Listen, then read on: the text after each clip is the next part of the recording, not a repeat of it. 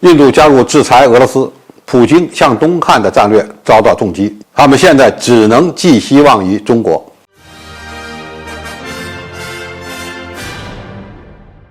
观众朋友，大家好，我是付先少。据彭博社报道，印度政府公开发表声明，宣布将加入西方对俄罗斯的制裁，包括遵守西方对俄罗斯石油价格的上限。印度第一步制裁针对的还是俄罗斯的命根子——出口石油价格。莫迪政府将遵守 G7 提出的限价制裁，要求所有银行和交易商不得进口价值超过每桶60美元的俄罗斯石油。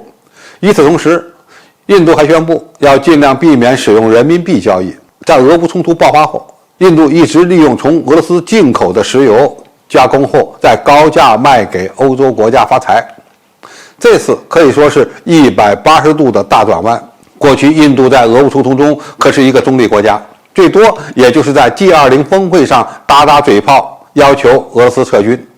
现在可是实打实的要加入对俄罗斯的制裁了。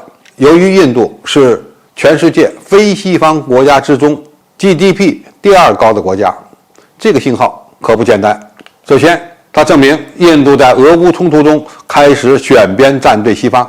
加入制裁只是第一步，对进口俄罗斯的石油进行限价，必定会给俄罗斯造成重大损失，但这很可能只是个开始。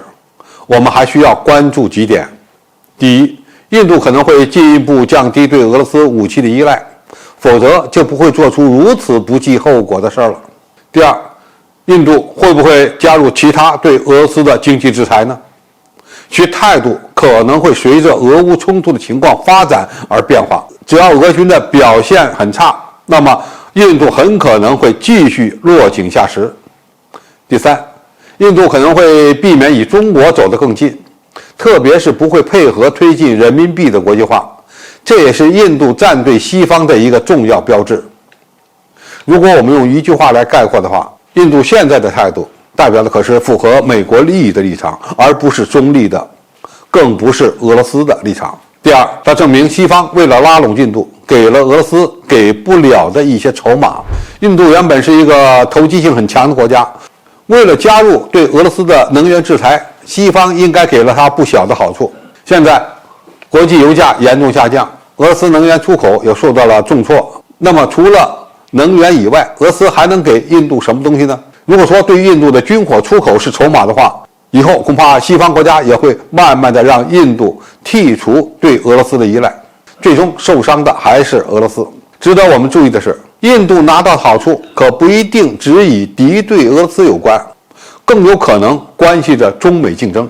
第三，印度不惜放弃中立国的地位，也要配合西方增大中国在乌克兰危机上的战略压力。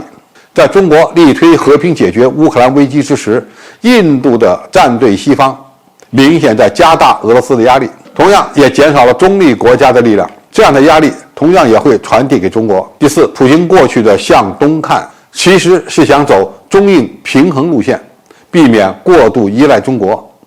现在恐怕已经没有选择了。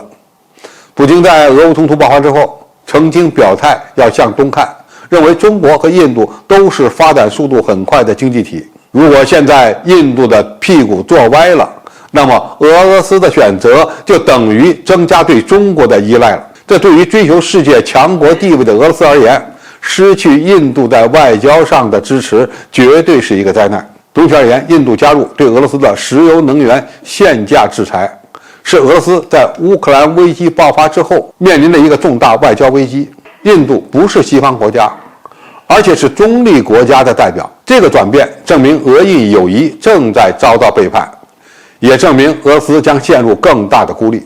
普京在欧洲方向已经失去了希望，向东看原本想同时保持与印度和中国的友谊，但是没想到在半路上被莫迪抛弃，其后续发展将会向哪个方向演变，值得我们密切关注。好，今天评述就到这里，谢谢大家收看，我们下期再见。